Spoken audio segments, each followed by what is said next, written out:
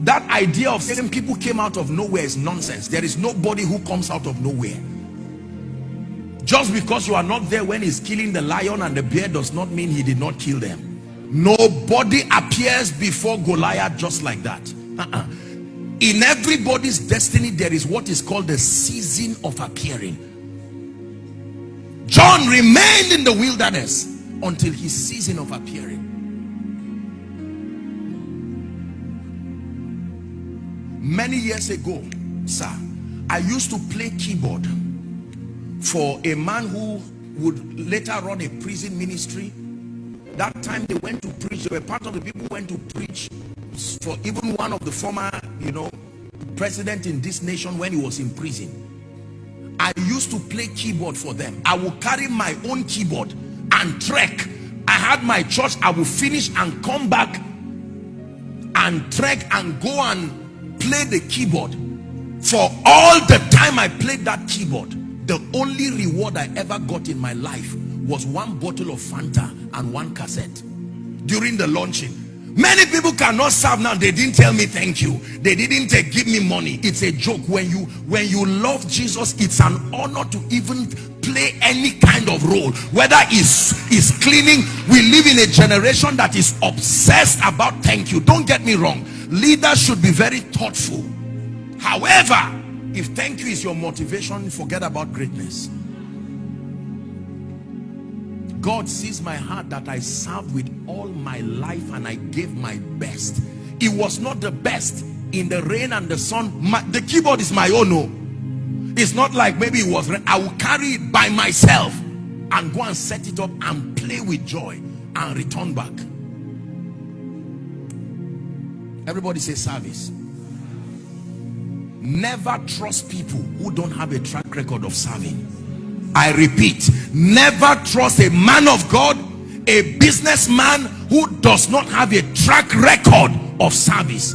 Among the many things that service does is it begins the foundation of your appreciating checks and balances. Some of this unguarded living where nobody is able to constructively communicate truths that can help us, it comes because most people they don't understand the power of structure. When Elisha, who would later become a great prophet, he was not in his destiny to be a prophet. The prophet should have come out from the sons of the prophets, because Elijah had a group he was training, but it was through service. The Bible calls Elisha the man who poured water on the hand of Elijah. To appreciate that, you need to know how angry and how temperous a person Elijah was. Do you know the things that Elisha had to endure?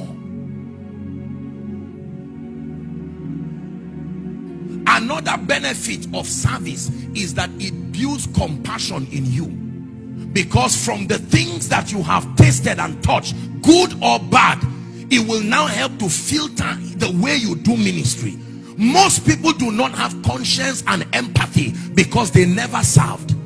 Even if you serve a man who ill-treats you, even if you serve a man who is not his best, because all men are men, the best of us is still human. You will see that human side, whether some weakness, some area that has not been corrected yet, or God is still working on. The man can be a mighty prophet, yet he's an angry man. When he gets angry, it's as if Jesus just left him. He can rain it down on you, and while you want to run away, God will say stay. I don't endorse the anger, but I found something in it that can train you. He will say stay there.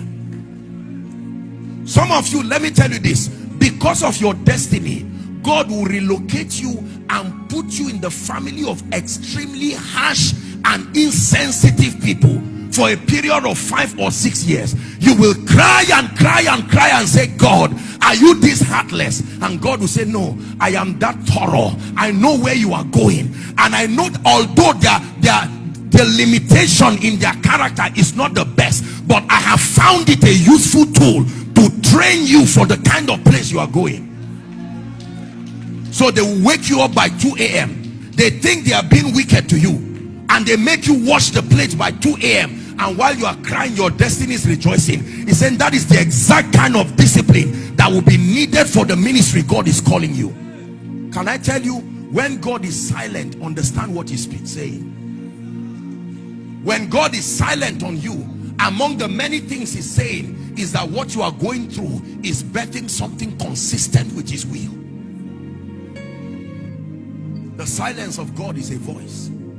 You must know what he's saying when he's not saying anything. Are we together?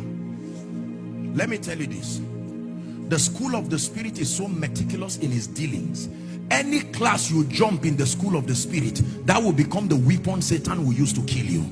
In the physical universities and colleges of education, you can miss certain lectures and just read up during exam and write and pass. But in the school of the spirit, when you miss character 101, something you don't know there will wait until you become a millionaire before it manifests. When you miss prayer 101, it will wait for you until the day demons attack you.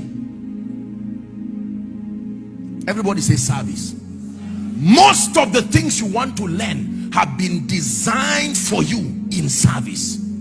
Some of you are in this house now. The truth is that eventually and in the future, you will be running your own ministries too. But God planted you quietly. Now here is where the devil has mastered something about the itch of men to find expression. When God wants to give you 2 million next week, the devil will give you 500,000 today. 20 naira. So that you pick everything in a hurry and run away. Some of you are in this church right now.